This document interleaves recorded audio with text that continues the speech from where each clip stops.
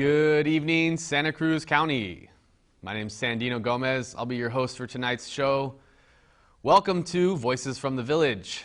Tonight we're going to be talking to a couple different people about nuclear power and in particular the tragedy around the Fukushima Daiichi nuclear reactor meltdown that happened shortly after the devastating tsunami that was triggered as a result of the earthquake. I believe it was a 9.0 earthquake on March 11th of 2011. So here we are, just over a year past this sad commemorative milestone.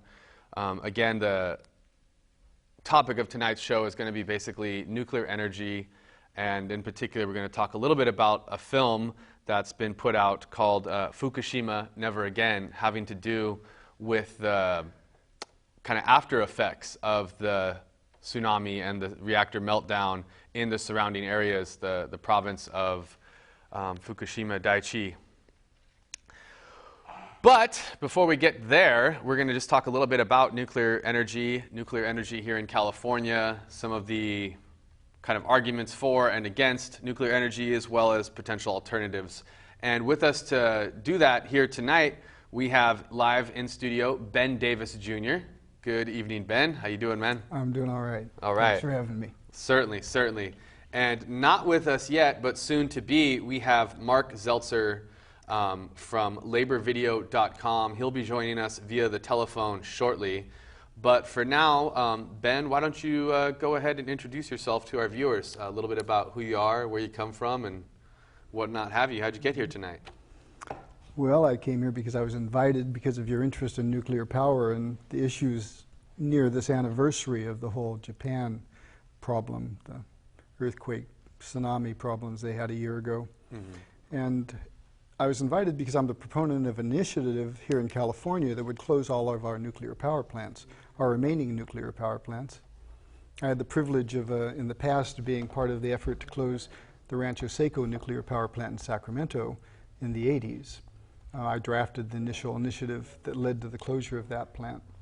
And I've remained active in nuclear power since then. And now I have this initiative going that we have a short time more to gather signatures for that initiative to put it on the ballot for the next presidential election. So if we're successful getting enough signatures to put it on that ballot next November, whether or not to continue using nuclear power in California will be one of the issues placed before the voters. So you're just talking about this coming election year? This coming one. It will be on the next presidential election. Right, yes. Right, which is later this year, November. Yes, it is. Yeah. Wow. So now, personally, I don't feel the nuclear power plants are safe enough in California to operate that much longer. If there was a way to close them sooner, I would recommend that it be done. And I'm looking into that too, as well as this initiative. There are many good activists working on that. How many nuclear power plants are there in the state of California? Well, it depends on how you count them. There are two locations. There's Diablo Canyon and San Onofre. They both have two generators on them, so you could count that as four, or many people count it as two. So two sites, but 4 reactors total? I believe that's the case, yes. Mm-hmm. And you mentioned that you were part of a campaign to close, what was the reactor? The Rancho Seco nuclear power plant. That was in the 80s, yes. Tell me more about that. Well, I became active in nuclear power in 1983, even though I had pursued it somewhat after the 3 Mile Island accident. It happens that the Rancho Seco nuclear power plant in Sacramento was considered a sister plant to the 3 Mile Island plant. So we were very concerned about it after that accident. Certainly. And that ignited a lot of effort in Sacramento to close the plant down. I became more active when I got a little more, I got a legal education that I was self-procured between 3 Mile Island and 1983. And so I started pursuing the Sacramento County Board of Supervisors in 1983 because they were adopting the evacuation plans for Rancho Seco. They had to adopt them in order to legally operate the plant. And they were doing so without environmental review. So I legally intervened and was eventually successful at gaining environmental review for that plant. That lawsuit gave me the legal knowledge to also draft initiatives concerning nuclear power, which are rather tricky to draft. Mm-hmm. And so after the Chernobyl plant accident. What year was that? I believe it was 85. I think it was April 29th, perhaps, of 85. Mm-hmm. after that happened, which was in the progress of this lawsuit I had filed against Sacramento County, it dawned on me that I could draft an initiative to close Rancho Seco and that this would be an excellent time to do it because it's on the mind of the voters in Sacramento County at that time. Now, I had the same thought after the Japan accident. I thought, now while people are focused on this, and because California is so similarly situated to Japan, this is an excellent time to proceed, and so I have. Covered in earthquake faults right on the edge of the Pacific Ring. It's almost like a mirror image, isn't it? Yeah. You'd think we would learn quickly from that mistake, the shame of what's happened over there. But maybe we have. How many reactors did we have in California? You mentioned the Rancho Seco as being one that had been closed down. Were there more at other points in our state's history, or has this, or these three kind of been what's what? Or has there been more movement to close down other nuclear power plants in California? I'm not sure of the entire history up near Humboldt Bay, but there was something of a plant started there that I believe was terminated. It's a little over my head, the history of that, but I believe it was terminated because they discovered faults up there that made it impractical. Yet I know there's some nuclear waste up there, if I understand correctly, being stored, so they must have operated it to a certain degree.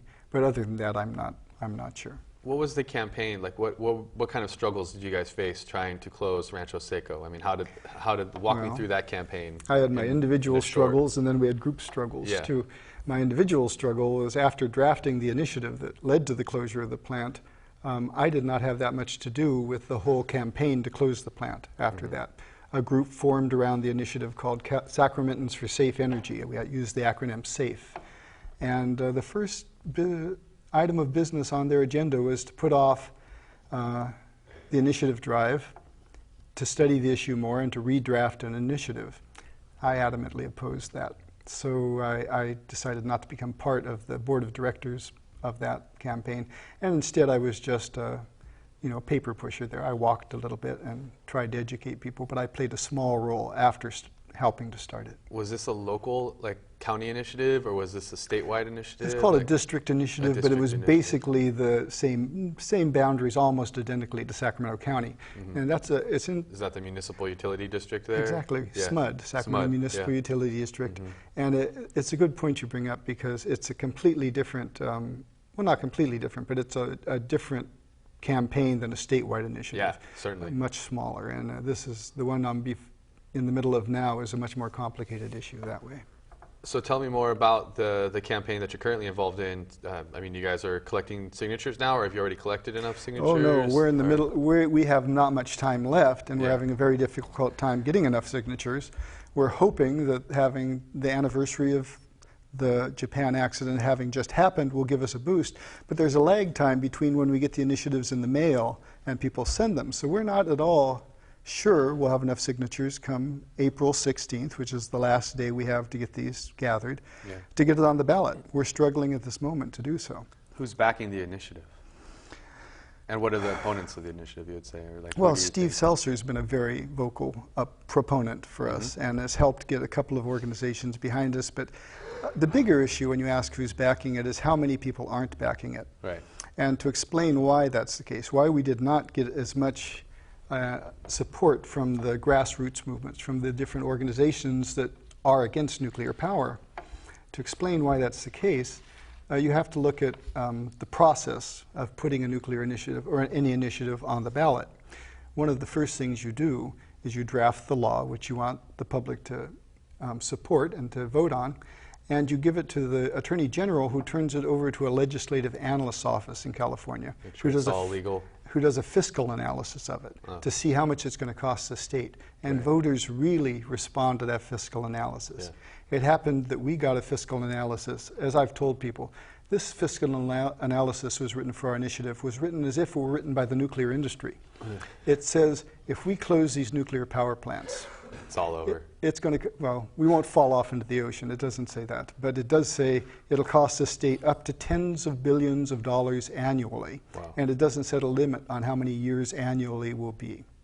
Now, it also says, now this is an interesting quagmire, I think, in the way they've phrased it. If you just read their analysis, it leads the voter to believe that if you close the plants by initiative, it's going to cost billions of dollars annually. If that plant has a nuclear accident, what's that going to cost? It gives you the impression it won't cost that much. Now, why won't closing it by accident cost billions of dollars annually plus all the accident fees? Certainly. It's just silent on that. Yeah. So given how badly worded and how, and true, I should also add that it is completely untrue. And that's coming out right now. I hope to have a chance to speak with more on this in the show because it's a very exciting time. The plants went down by themselves and we're not having blackouts and it's not costing us any money. And so the state is looking into that, and it appears to me like we have a very strong case to show that the Legislative Analyst's Office was completely wrong. It will not cost California billions at all, and that right now is an excellent time to close these plants in California. So you're saying basically these plants have gone into like either maintenance or other kind of problems that have caused a shutdown? Yes. So here we are. The legislative analysis is saying that, you know, if these plants are shut down, it's going to cost the state billions of dollars in lost revenue and all the electricity and all the little people that don't have power and everything. And the big people that don't have power. And say again? And the big people. All of them. All the people who wouldn't have power without their nuclear generating stations. Yet they're... It's not coming true. It's not coming true. These things are already offline, and it hasn't caused the crisis that has been predicted in the analysis. Yes, right now there are tube problems with tubes in the reactor, and the Nuclear Regulatory Commission is there helping them look into them. But it was completely unforeseen, and both of the reactors for the San Onofre plant are down. Now, what the legislative analyst said was as if the San Onofre plant goes down, and this is separate from the Diablo Canyon plant, they recognize that we can close Diablo without having rolling blackouts or costing the state a great deal of money. But the San Onofre plant supposedly is critically located in the southern part of the state in such a way that if you close it, we can't keep the grid operating. Right. And much more we'd have to area, right? I mean, San Diego, yes, I believe? It fuels both San Diego and what they call the Los Angeles Basin. Right. And they say if the plant goes down, we would have to have rolling blackouts. And it's the rolling blackouts that supposedly would have cost these tens of billions of dollars.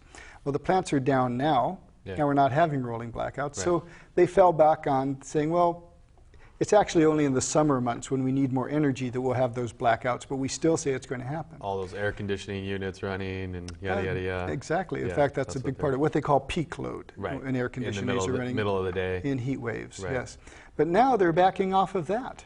What's the new claim? I went to a meeting of what they call CalISO, the independent system operators who oversees the electric grid, last Tuesday.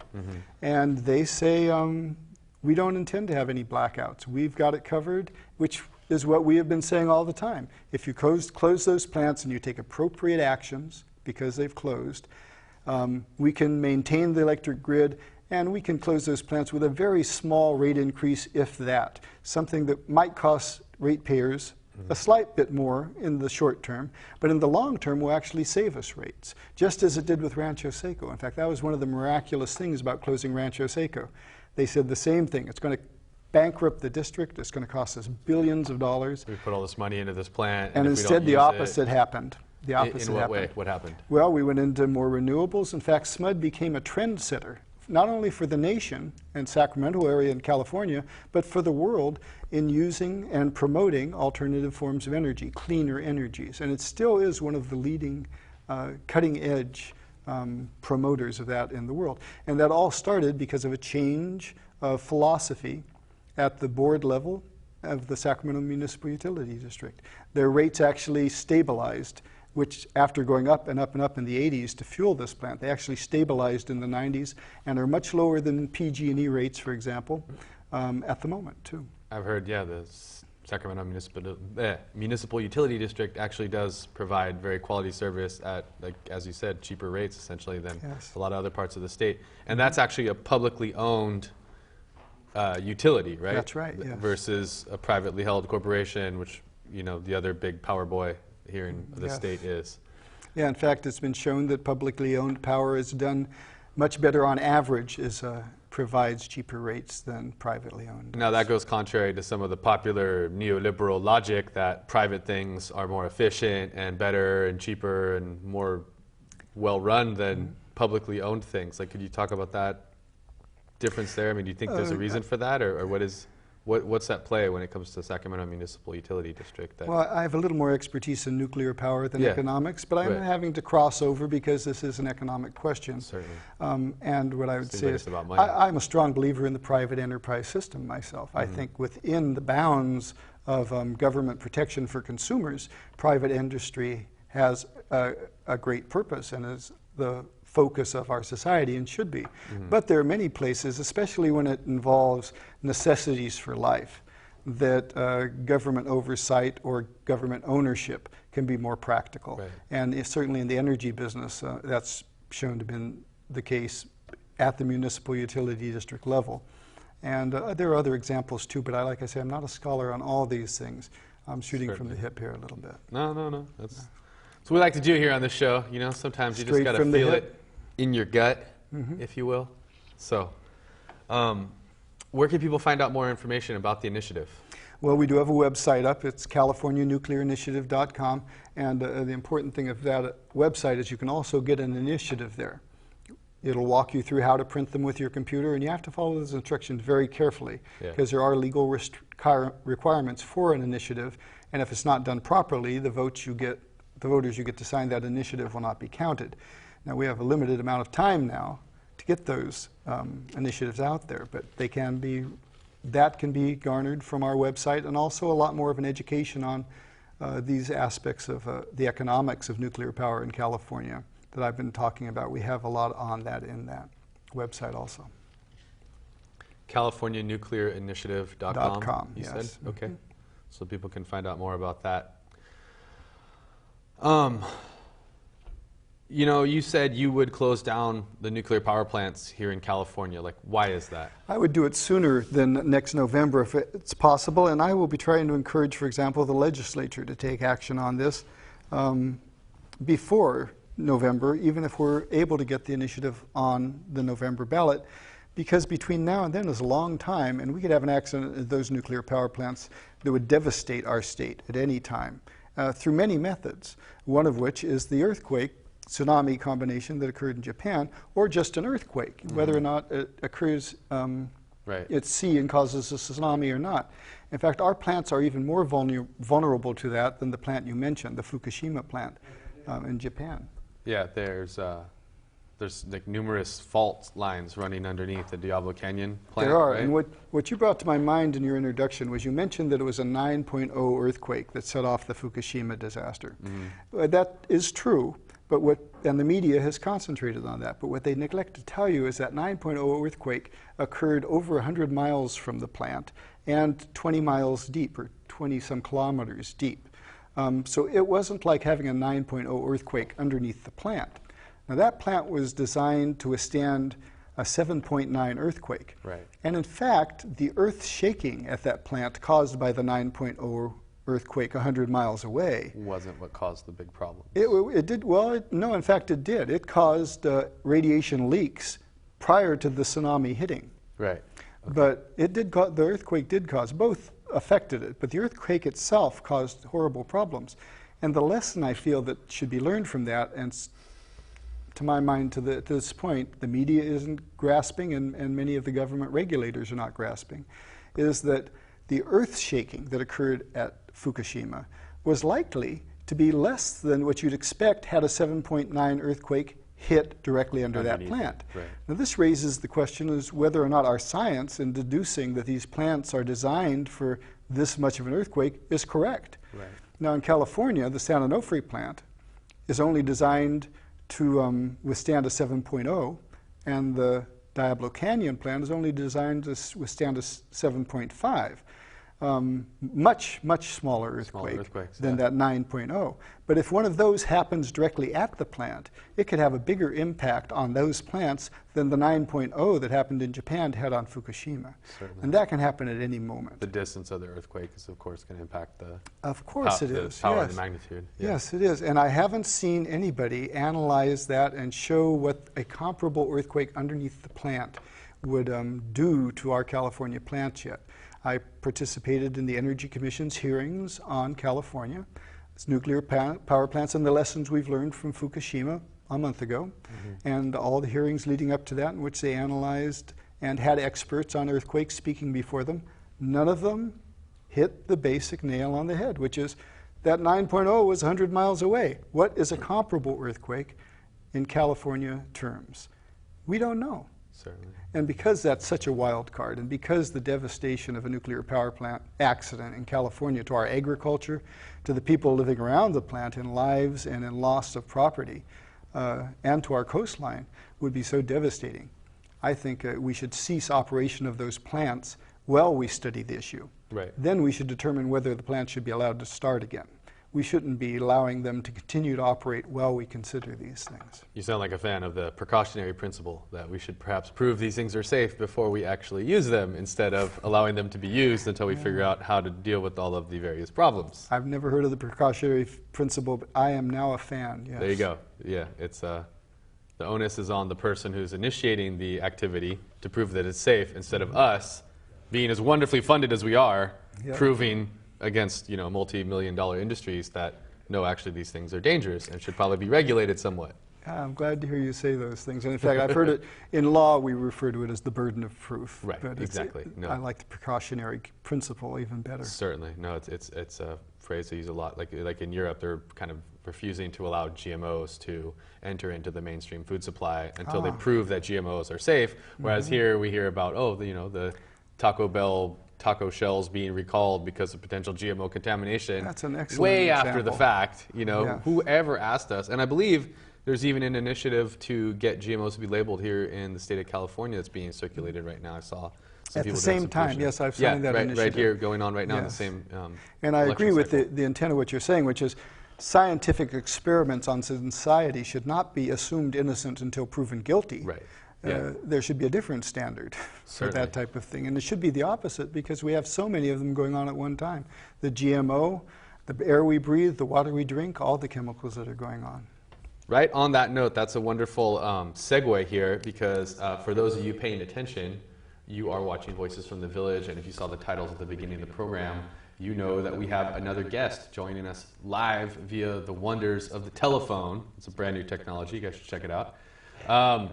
Yes, Steve Zeltzer from laborvideo.com. He is the, I don't know if producer or director would be the right word, but he's a documentary filmmaker, and he has produced a film recently called Fukushima, Never Again. It was shown here recently in Santa Cruz to an audience of maybe 60, 70 people or so at the new Resource Center for Nonviolence building on Ocean Street.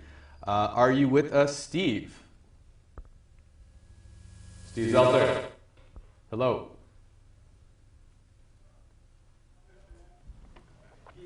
Is this what they call it? Steve, call right back. And for those of you who would like to as well, you can see on the screen right now, you can call in live at 425-8844.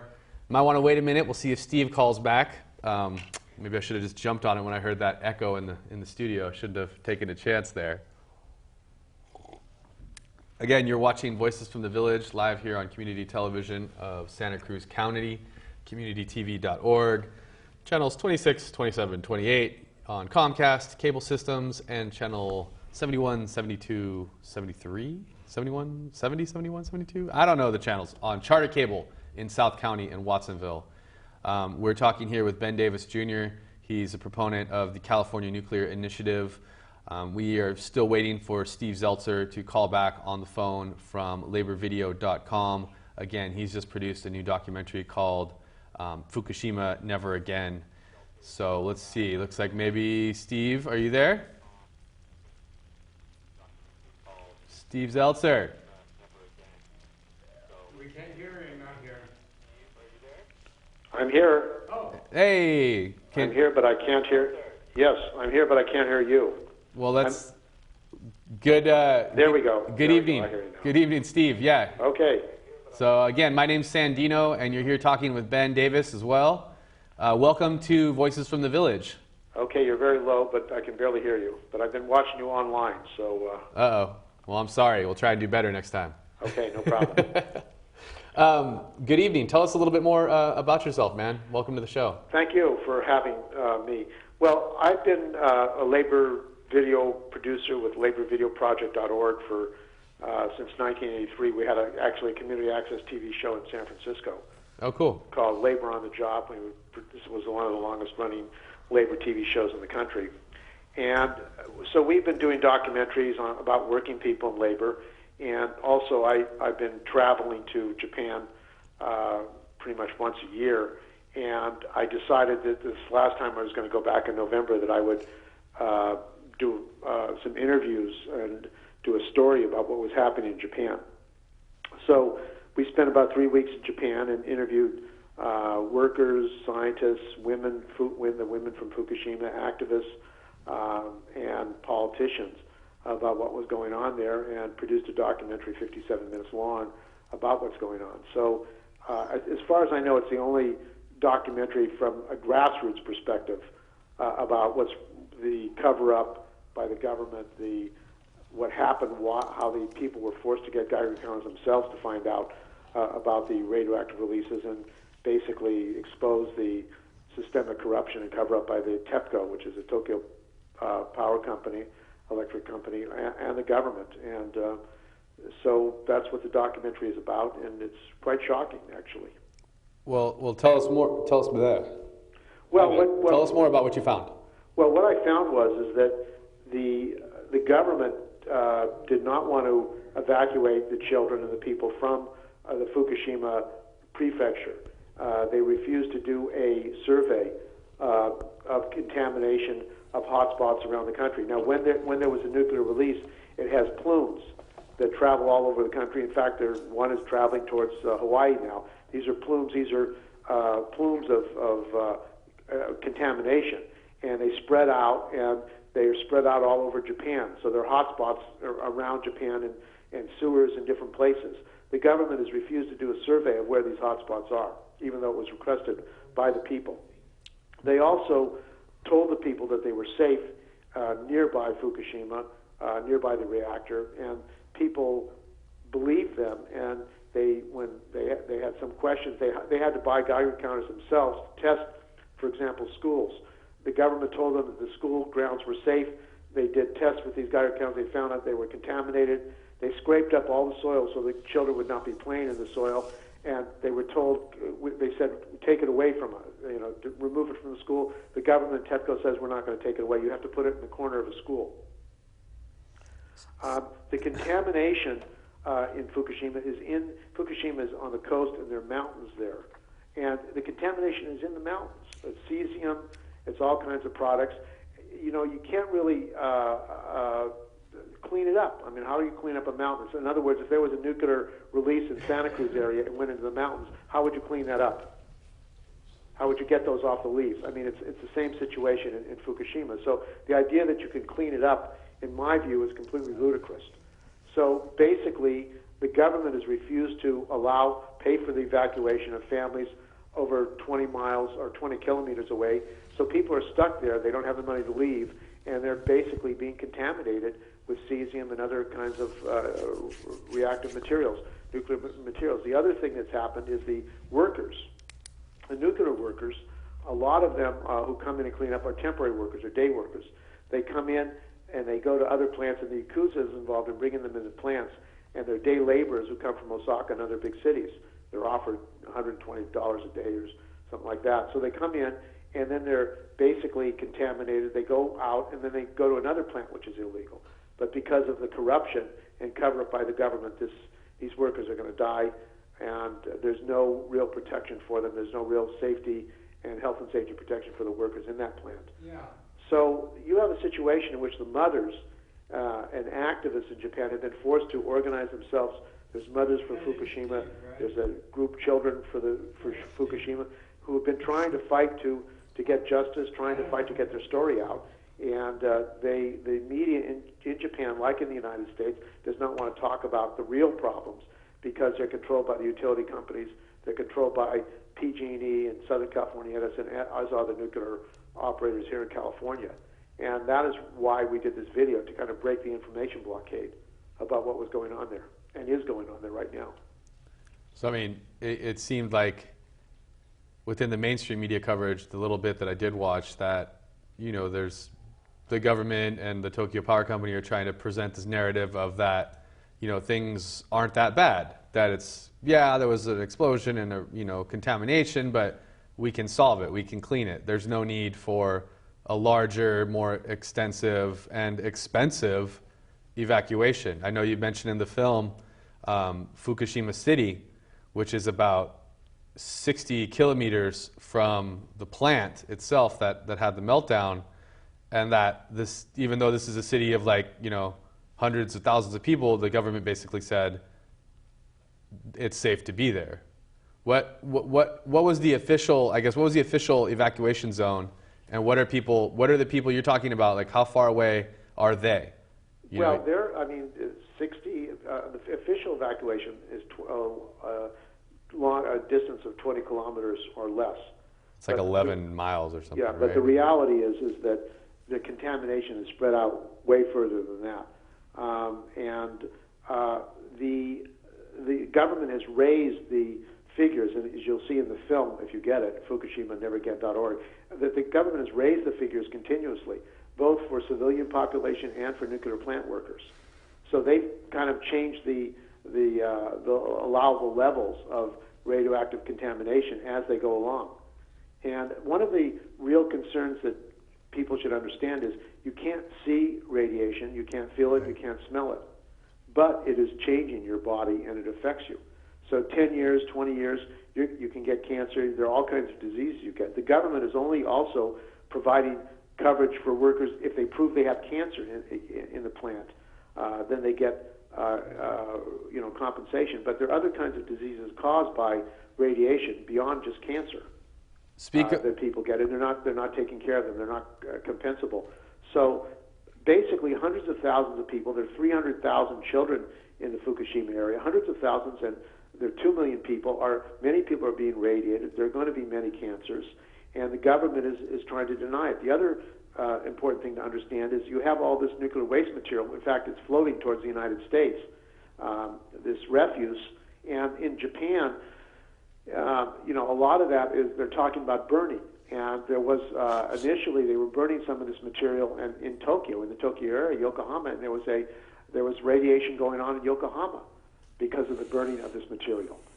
So the people of Japan have reason not to trust the government of Japan and TEPCO, and as well in the United States, we have reason not to trust the U.S. government about the contamination, about the dangers of Diablo Canyon and San Onofre, which are San Onofre is a very dangerous plant. They say that it's okay, but it's a dangerous plant. People are getting radiated at that plant. There are cancer outbreaks, and this is happening in Japan as well.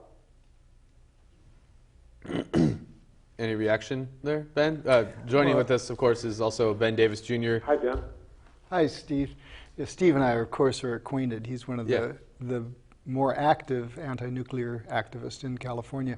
And you haven't mentioned much about what a good organizer he is. He's not just a documentary filmmaker, but he's organized some of the events that I've been able to attend, and many more that I haven't been able to attend. I think getting people feet on the ground. Tell us a little bit about the campaigns that you're involved in here in the state or beyond. Well, the first thing, we had a conference. If you go to No Nukes Action Committee, it's a WordPress, you can get it. But we had a conference on Fukushima, nuclear power, and the media to talk about what was going on and the cover-up by the media. This is not a new thing for people in the United States. I mean, when nuclear bombs were being set off in the desert, when they were testing these nuclear bombs in the Nevada desert, there were the people called the downwinders who were actually contaminated by these tests, and they had to fight for years to get compensation. Sheep were dying. People are being contaminated. Miners are contaminated in Australia and here in the United States.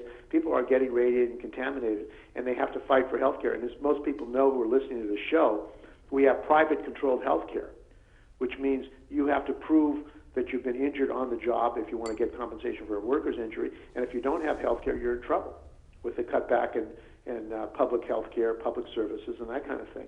So we're in a situation in which people are getting contaminated, they're getting sick, and they're not getting real health care. And radiation is something that doesn't go away. The cesium that's been distributed in Japan and Fukushima has a lifespan of 20 years, 100 years. It's going to be there. It'll be 20% at 100 years, I believe that is. So it's going to be there for decades and decades, and it's not going to go away quickly. And the idea that you can clean up a nuclear contamination from the mountains, people in the Santa Cruz area who are listening to the show should think about that. And think about the fact that there are 2 nuclear plants in California over 40 years old that they want to continue to keep operating, and they want the ratepayer to subsidize those plants. PG&E and Southern California Edison want the ratepayer to pay for seismic studies for those plants to keep them going, because the Nuclear Regulatory Commission has said they have to do seismic studies. They want the ratepayer to pay for those plants, and then when they close them down, they have to pay, because it's very expensive to take these plants apart. So on all ends, it's an inefficient use.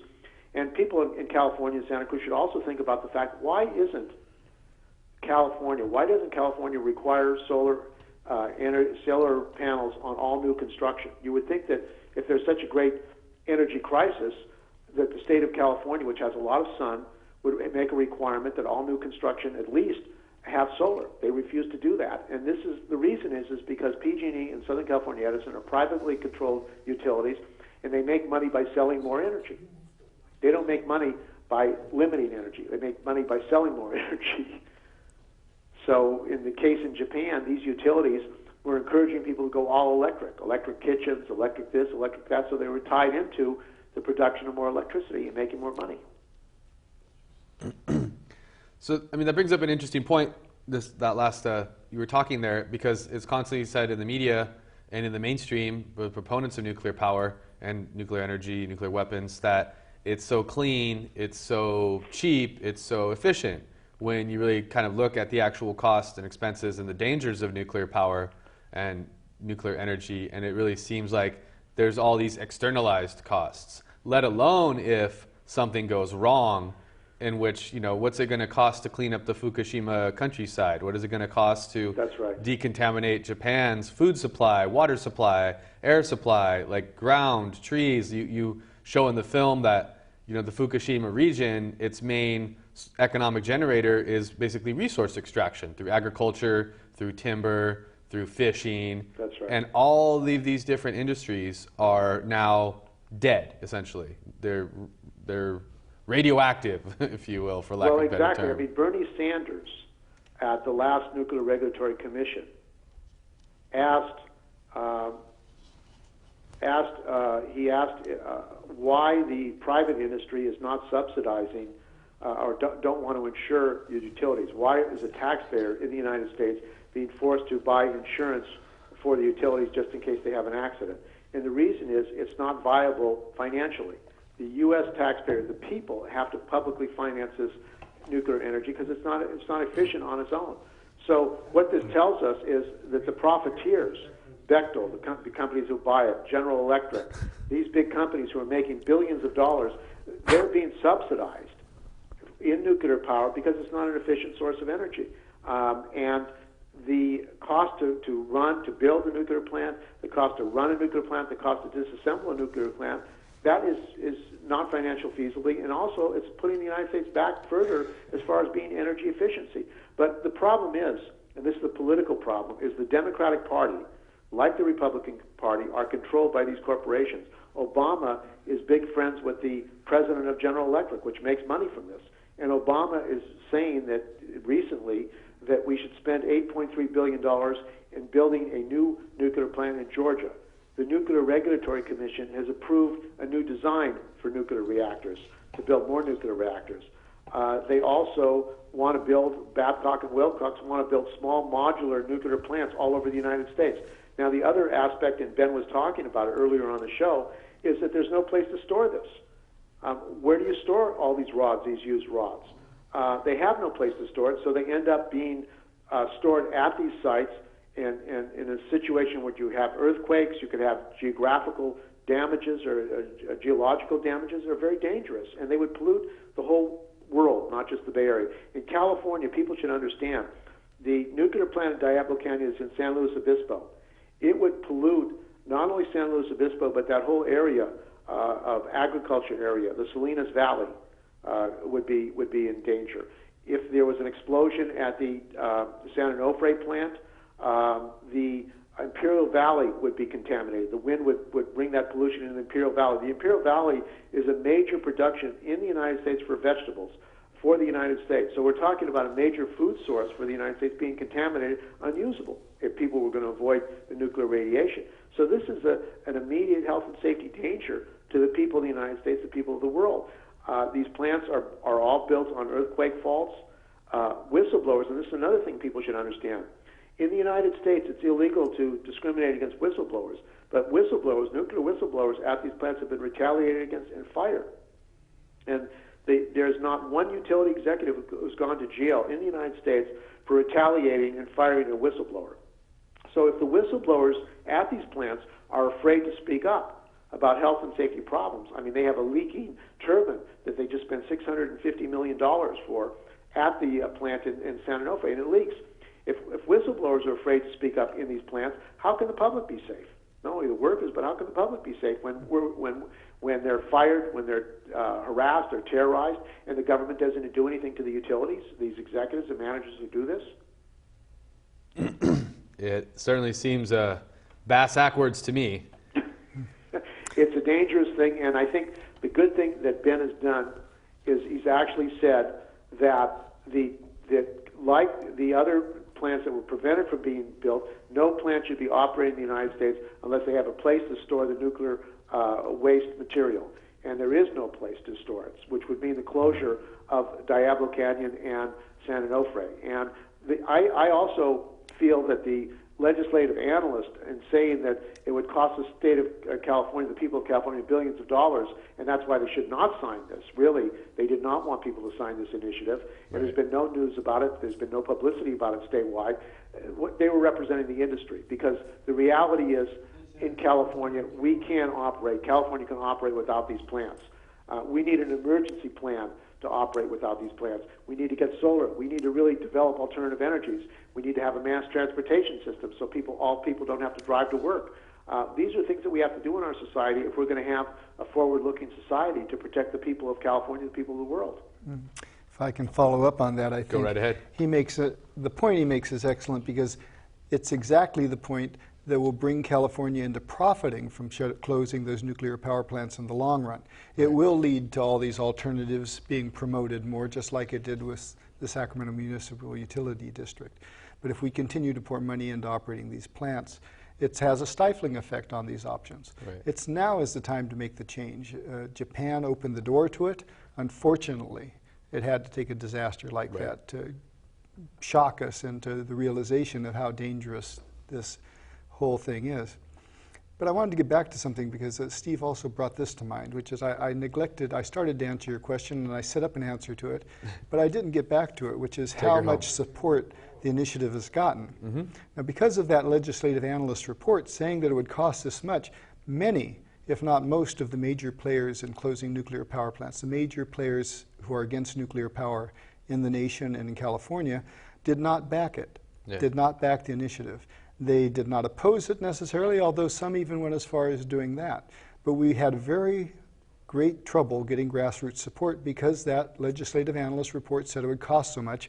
People said, we can't get people to sign this initiative, which didn't end up to be the truth. People have been signing it, although it's been difficult getting the signatures, and we're still not sure. Worse is it made it harder for us to get the support of the major organizations that are on the record as being against nuclear power. And that's what the result of that legislative analyst report was.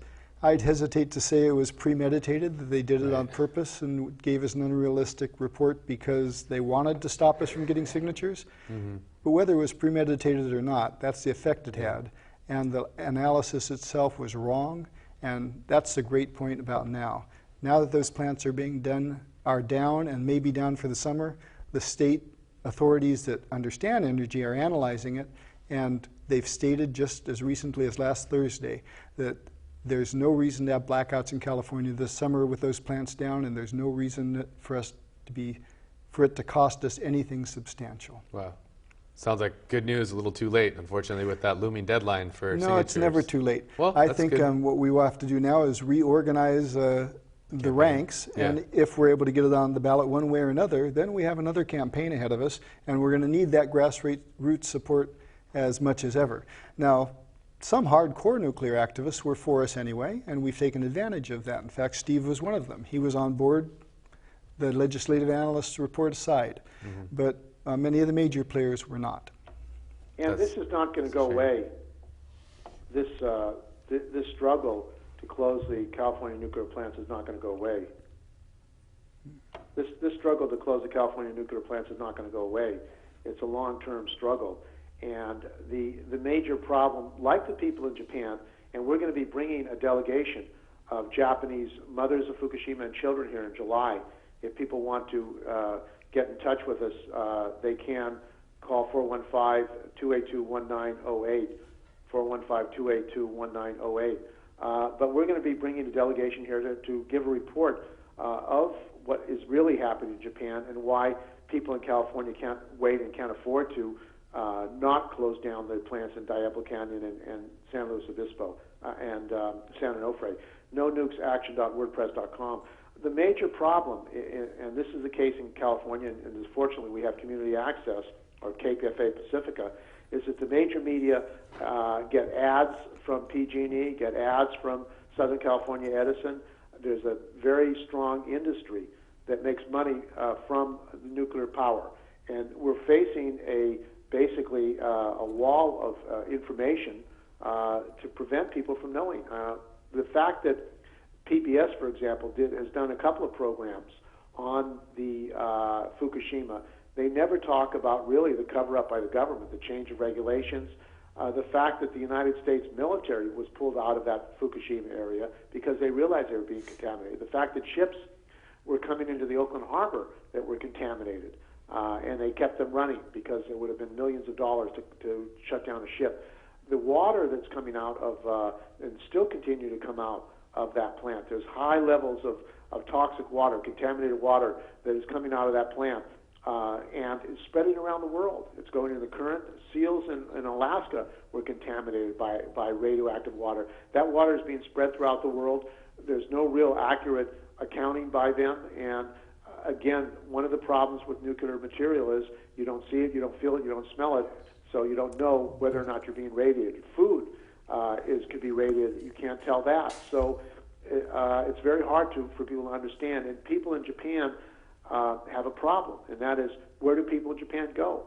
Japan is a very small island, and they did admit, the government admitted, that they were making some plans to evacuate Tokyo if the explosions had been continued. And if the explosions had continued, there were other nuclear plants along the coast that may have blown up as well.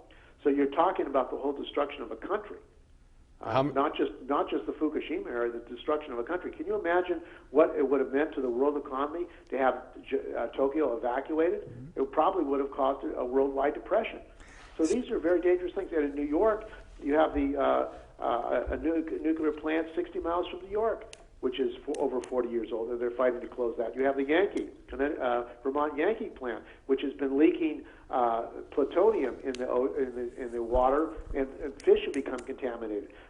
In Georgia, you have plants which are leaking in the water, in the rivers, and contaminating people. And the government is allowing that to be covered up. There's no, as one of the persons that we interviewed, one of the activists, anti-nuclear activists, said in Japan, there's no perfect system where you're not going to have accidents in the nuclear industry.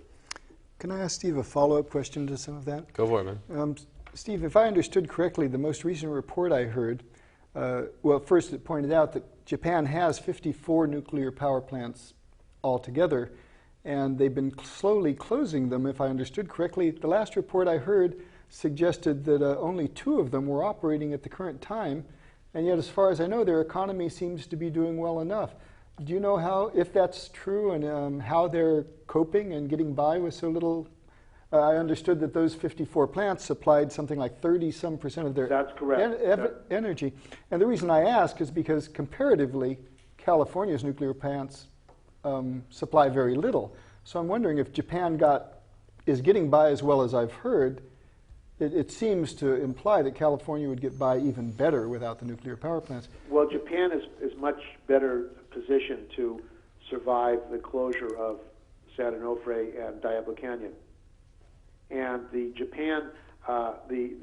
Japanese economy has suffered because they've had to buy gas, they've had to buy other fuels as a subsidy or as a replacement to nuclear fuel. But and the government actually is still trying to reopen these plants. They're doing seismic tests, stress tests, and some of the plants are trying to reopen. But the people of Japan do not want these plants open. They saw what happened in Fukushima. Now, the other thing that people should be aware of in the United States is the Japanese government, in alliance with the United States, in alliance with other governments, is trying to sell the technology for these nuclear plants to other countries. They want to build nuclear plants in Vietnam. They want to build a plant in Jordan. They want to build plants in Turkey. They want to plants are being built in China. And this industry is pushing ahead to build plants in other countries around the world, despite what happened in Fukushima. But you're right, Ben. The fact of the matter is Japan is surviving.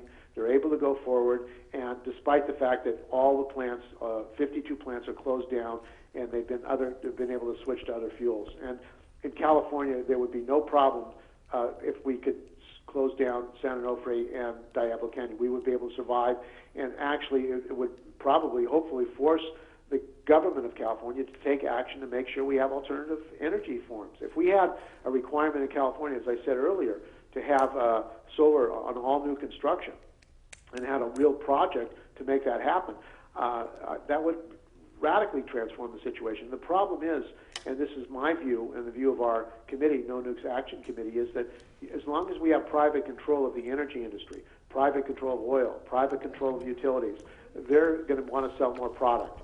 And they control the government. And they say it's impossible to make any changes. I mean, why is it we don't have a real mass transportation system comparable to Europe and Japan in the United States?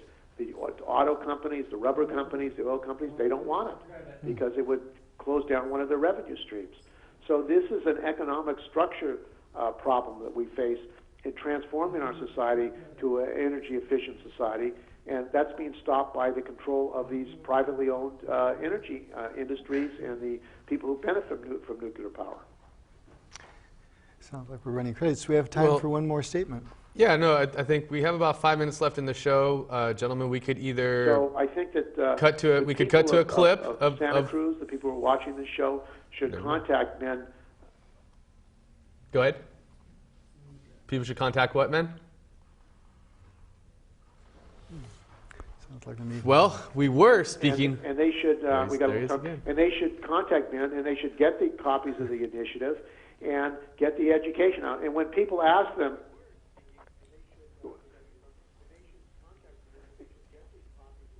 and when people ask why it says it will cost billions to close down these plants, then that's an opportunity to explain to people that the legislative analyst has put information out which is not really accurate. That the information they put out is based on false things, and we can say that San Onofre is now closed down, and it hasn't led to the things that they said would it lead to, would be led to if this happened. As Ben was stating just earlier about how the reactor's going down. Yeah, Steve set me up for one more thing. Now, he doesn't know this. In fact, nobody does. So this would be a public statement of it, and it's a good place for it. Breaking exclusive right here. At the moment, I'm looking into the potential of doing an initiative to turn the entire state into a municipal utility district, similar to a statewide version of what SMUD is, because I feel that energy is one thing that is better operated by a government system than it has been operating independently like this. What I'm hoping to do is get the initiative drafted and before the legislative analyst to see what the legislative analyst will do with that as far as telling us the fiscal analysis of it. Anyone would assume that it will save the state money and the ratepayers money given the track record of municipal utilities. But my experience with the legislative analysts is nothing can be assumed. We'll find out what they do with it when I get far enough to give that initiative to the Attorney General and find out how it gets turned over to them.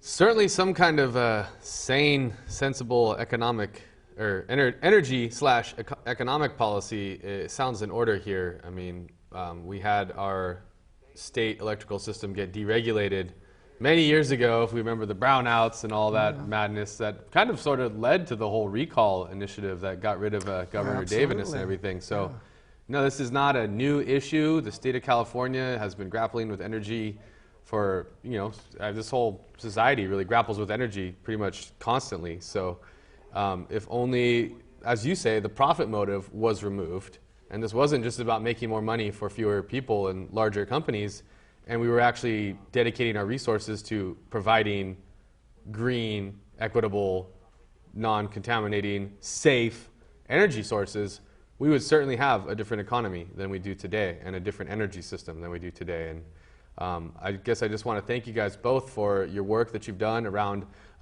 nuclear energy, nuclear power. I mean, and it's maybe just we could have some final California. statements as well as you, It's interesting, Steve, very if you'd just interesting like to California launch in there. Yeah.